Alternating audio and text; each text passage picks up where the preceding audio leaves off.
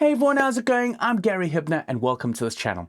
And in this video, we're going to be taking a look at how high you can tune a 30-inch baritone.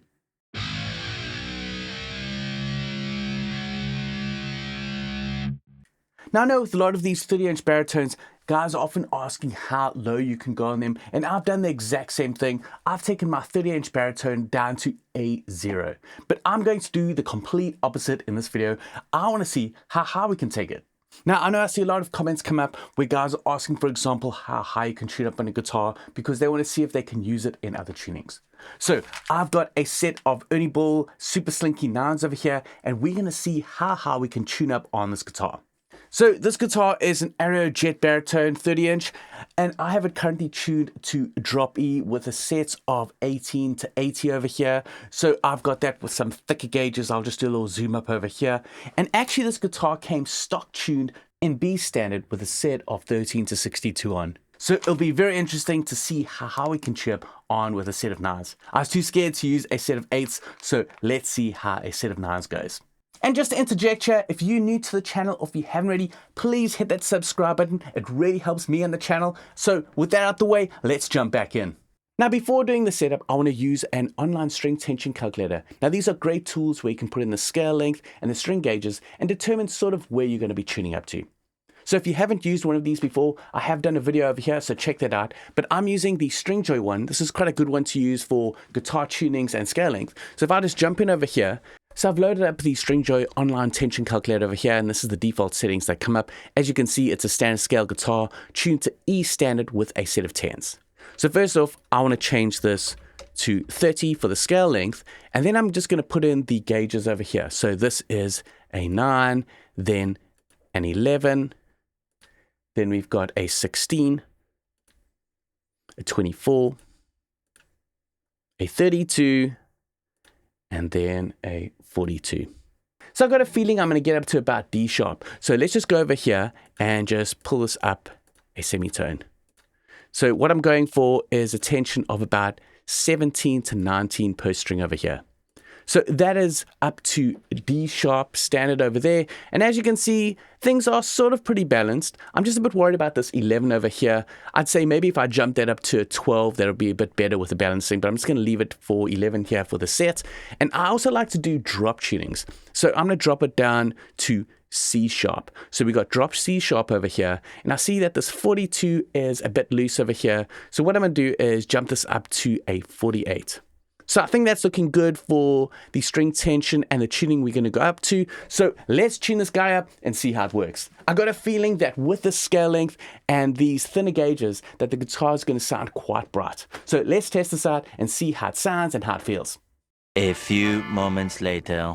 Okay, so I've got these thinner gauges on here, the 9 to 48, and I've tuned this up to drop C sharp. And I've got to say, it was a close call. So that 9 gauge just reached the post over here. I was a bit worried that it wouldn't reach, and normally I like to get about 4 winds around the tuning post, and with the 9 I only got about 1.5. So it's in there, it's working, but I would have liked the string to be longer. But anyway, we've got everything set up. Now let's talk more about the guitar and how it sounds and plays with these thinner gauges on.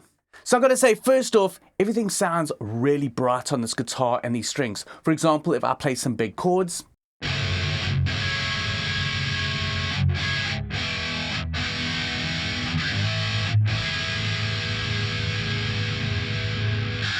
and the sustains really seems like something else. Check this out. I'm going to play some low notes and hear how that sustains out.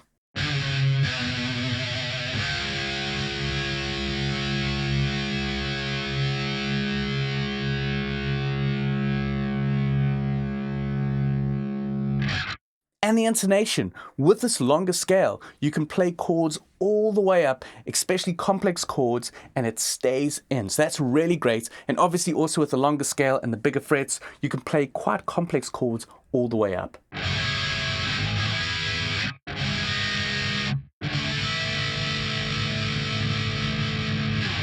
And the chugs sound good.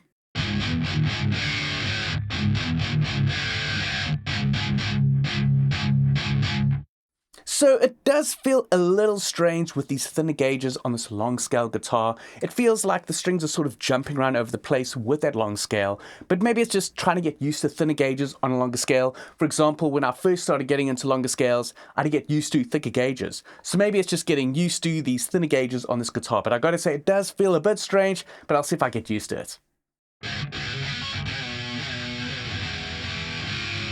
So now let's hear what this guitar sounds like within a full mix.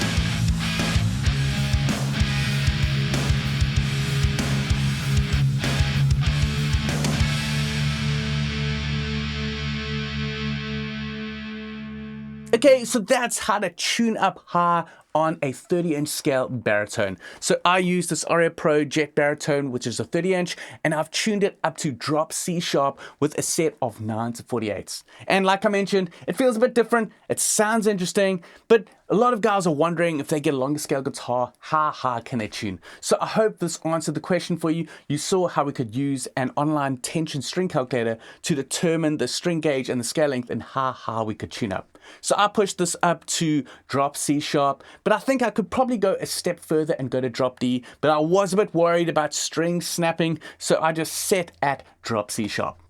So that's it for this video. I hope you enjoyed it and it gave you some more information on how you can tune up on a 30-inch baritone. So if you enjoyed this video, please hit the thumbs up. If you're new to the channel or if you haven't already, hit that subscribe button, and also don't forget to click on the notification bell to be notified of future videos.